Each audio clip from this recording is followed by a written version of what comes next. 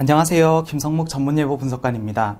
이번 시간에는 실제 대기에서 구름이 어떻게 생겨나는지, 그리고 구름 종류에는 어떤 것들이 있는지 살펴보도록 하겠습니다.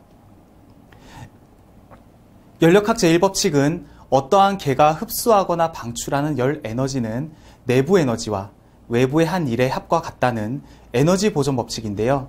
하단의 수식을 통해서 살펴보면 어떠한 개, 즉 공기덩이와 외부 간 열 출입이 없다고 가정한다면 공기덩이의 열 변화, dT와 부피 변화, dV는 매우 밀접한 관련이 있음을 알 수 있습니다. 공기 분자들은 바다와 마찬가지로 중력에 이끌려 지구 표면에 밀집하게 되고, 이 때문에 공기가 누르는 압력, 즉 기압은 지표면에서 가장 높고, 공기가 희박해져서 공기가 누르는 힘이 약해지는 상공으로 갈수록 기압이 낮아지게 되는데요. 보시는 것처럼 풍선과 같이 어떤 공기덩이가 상승하는 경우 주변에서 누르는 힘, 즉 기압이 낮은 곳으로 상승해서 진입하면서 팽창하여 부피가 증가하게 되고 결과적으로 일을 하게 됩니다. 열역학 제1법칙을 통해서 다시 한번 살펴보면 공기덩이가 상승 팽창하면서 일을 하게 된 대가로 내부 에너지, 즉 기온이 하강하게 됨을 알 수 있는데요. 이러한 과정을 거쳐 공기가 점점 냉각되어 결국 이슬점 온도에 도달하게 되면 대기 중에 기체 상태로 있어서 우리 눈에는 보이지 않던 물이 액체 상태로 바뀌는 응결 현상이 일어나면서 구름이 생기게 됩니다. 실제 대기에서는 크게 4가지 과정을 통해 공기덩이가 상승하게 되는데요. 첫 번째로 공기가 산과 같은 지형을 타고 오르면서 강제적, 기계적으로 상승하는 경우가 있을 수 있습니다. 두 번째로 지표면이 가열되면서 지표면 부근의 공기덩이도 가열되고 가벼워져서 상승하는 경우가 있을 수 있고요.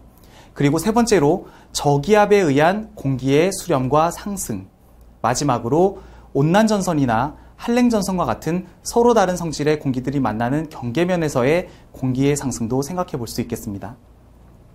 이렇게 다양한 원인으로 공기들이 상승하고 응결해서 만들어내는 구름들은 다 제각기 모양으로 환상적인 하늘을 연출해내는데요. 물론 명확하게 분류하기는 어렵지만 구름의 생성 고도나 모양에 따라서 크게 10가지 유형으로 구분해 볼 수 있습니다.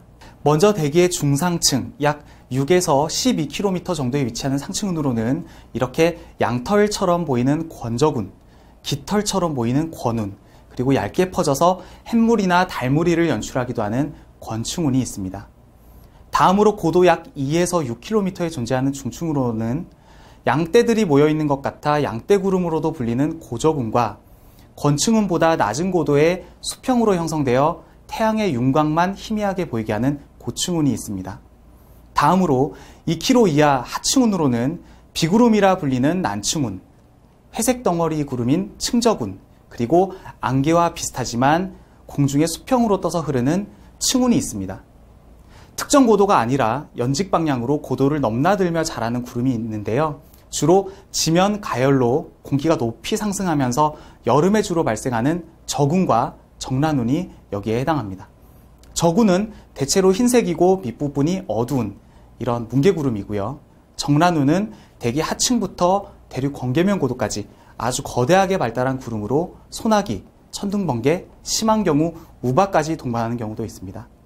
성층권부터는 기온이 다시 상승하는 안정층이기 때문에 구름이 상승하면서 발달하다가 이런 보이지 않는 뚜껑인 대륙 경계면을 만나게 되면 더 이상 상승하지 못하고 수평으로 퍼지게 되는데요. 이 모양이 마치 대장간에 있는 모루와 같다고 해서 모루운이라고 불리기도 합니다. 지금까지 구름이 생기는 원인과 종류에 대해 알아보았는데요. 다양한 모양의 구름처럼 오늘 하루도 많은 웃음과 즐거움이 있으시길 바랍니다. 감사합니다.